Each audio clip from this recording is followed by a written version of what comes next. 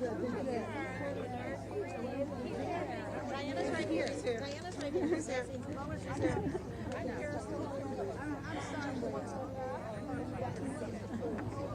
That's beautiful. Look at this. People keep coming and coming.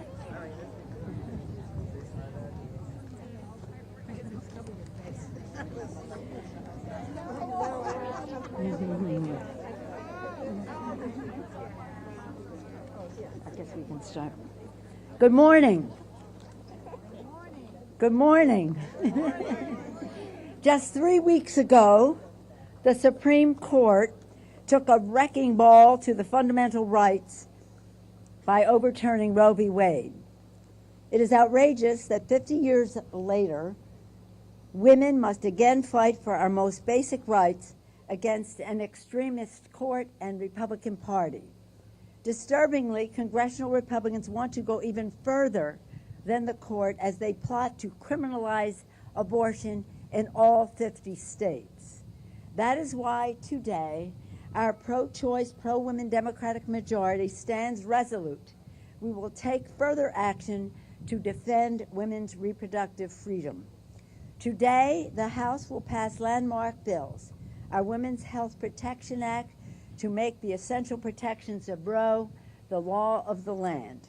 Thank you to Congresswoman Judy Chu for leading us in passing this bill today for the second time this Congress.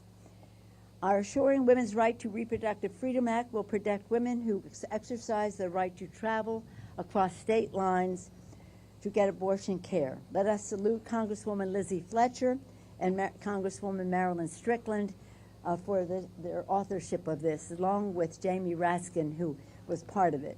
But we must ensure that the American people remember in November, because with 2 more Democratic senators, we will be able to eliminate the filibuster when it comes to a woman's right to choose and to make reproductive freedom the law of the land. Yes. The law of the land.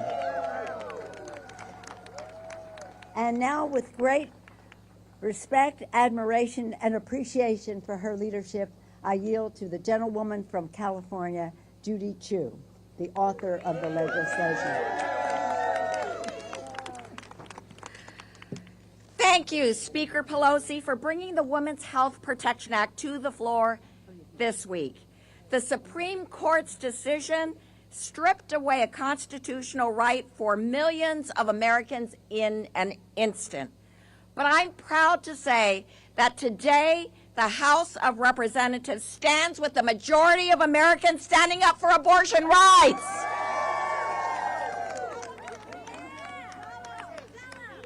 I've never seen such terror from my constituents or such anger and outrage. They're horrified by the Supreme Court's actions and what it means for the reality of those living in the states 10 and counting where abortion is no longer legal. We've all heard of the child just 10 years ago who was forced to travel to Indiana for her abortion. But I worry for the stories that do not make the news. I worry for the young woman who knows that continuing a pregnancy will derail her future. I worry about the families who know that having another child is not the right decision for them. I worry about the woman with a very wanted pregnancy miscarrying and finding her life suddenly in danger because she cannot get the care she needs. Make no mistake, if Republicans had their way, this would be a country of forced birth. They've already openly discussed a national abortion ban. When asked about that pregnant 10-year-old, the anti-abortion lawyer said that this child would one day see the benefit of being forced to carry her rapist's baby. Can you imagine? They think it's okay that the 10-year-old is raped as long as she produces a baby.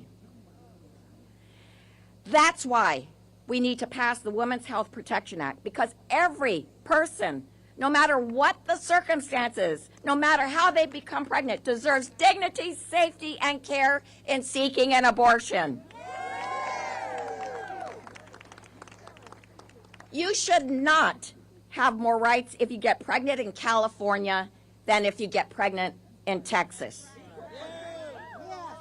And most of all, because no one, not the president, not a Supreme Court justice, not members of Congress, should force you to remain pregnant if you do not wish to. That's why we need the Women's Health Protection Act. So thank you, House Democratic Caucus, for your resounding support on today's vote and on Representative Fletcher's bill to protect the right to travel to seek the health care you need. Our message is loud and clear today. We will keep fighting, and we will not go back. And everybody, let's hear it. We will not go back. We will not go back. We will not go back. We will not go back. Thank you.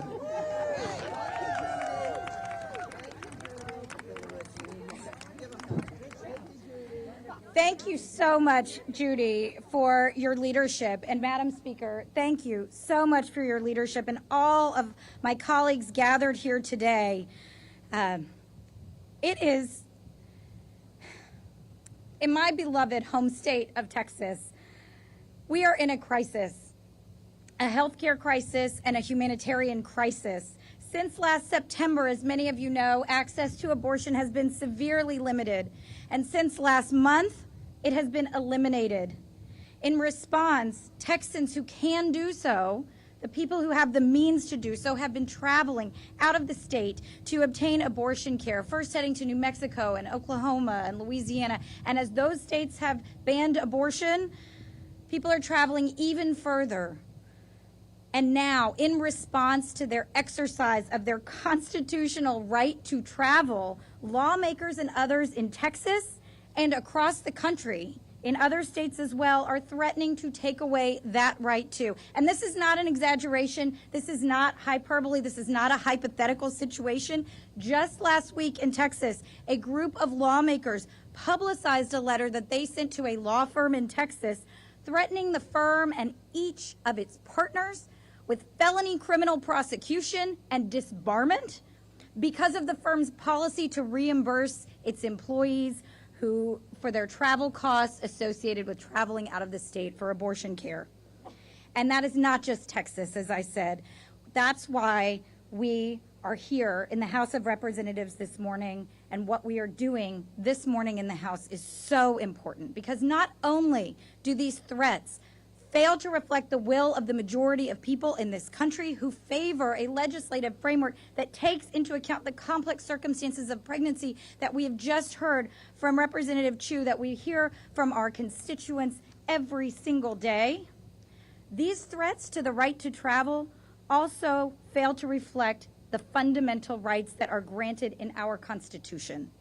Congress has the authority and the responsibility today to protect people from these unconstitutional efforts to prevent or restrict, impede, or otherwise to punish people traveling to another state to obtain a legal abortion, and to protect the healthcare providers and the people who help them.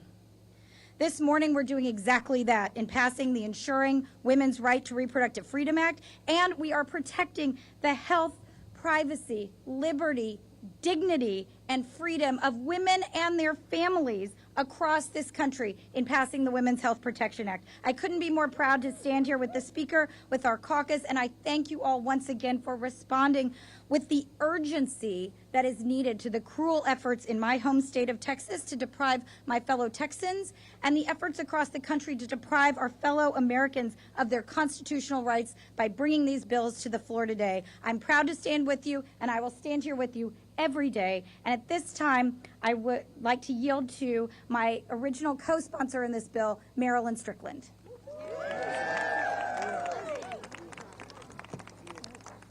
Thank you, Madam Speaker. Thank you, Representative Chu. Thank you to my friend and mentor, Barbara Lee, for your work on making sure that a woman in America has a right to choose. I am proud to be a co-lead of the Ensuring Women's Right to Reproductive Freedom Act with Lizzie Fletcher and Jamie Raskin. This bill does something that is very simple. It codifies the constitutional right to travel, including crossing state lines to get safe and legal access to abortion. Abortion will not disappear, but we want them to be safe and to be legal. The reality is that an increasing number of women are now forced to carry an unwanted pregnancy against their will, even in the cases of rape or incest, or travel hundreds of miles just to safely receive reproductive health care. We cannot force people to give birth. Worse, those who are forced to carry out an unwanted pregnancy are in the nation with one of the worst maternal mortality rates in the developed world. Taking away federal protections for abortion hits Black women, women of color, indigenous women, low-income women, LGBTQ plus women, and women with disabilities the hardest, disproportionately. This is about healthcare justice. This is about social justice. This is about economic justice. Ripping away our right to safe and legal abortion is yet another way to control us. This is not about choice for them. This is about control. Controlling our bodies, policing our bodies, and controlling us. And make no mistake, we will do everything in our power to make sure it does not happen, not on our watch. Thank you.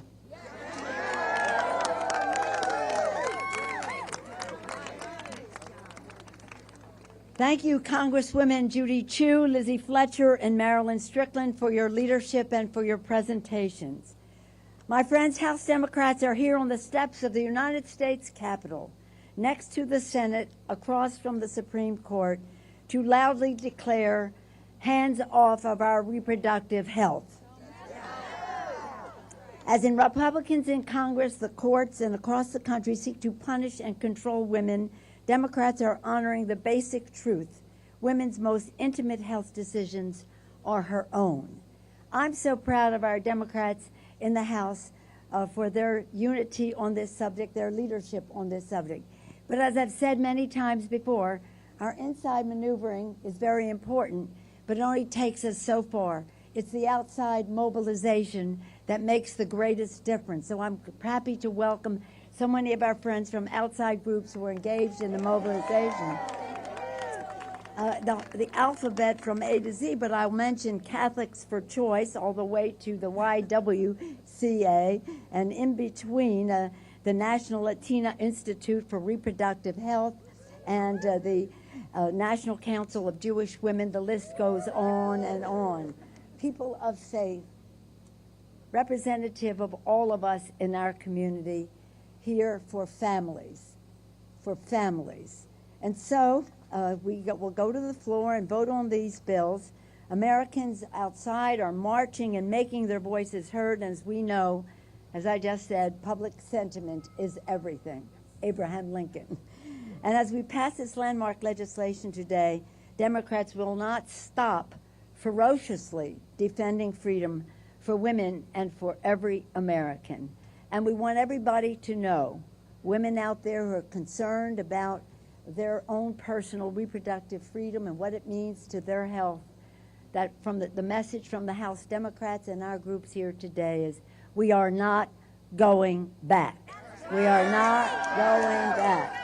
We're not going back. We're not going back. We're not going back. We're not going back. We're not going back. We're not going back. We're not going back. And now we're going to vote.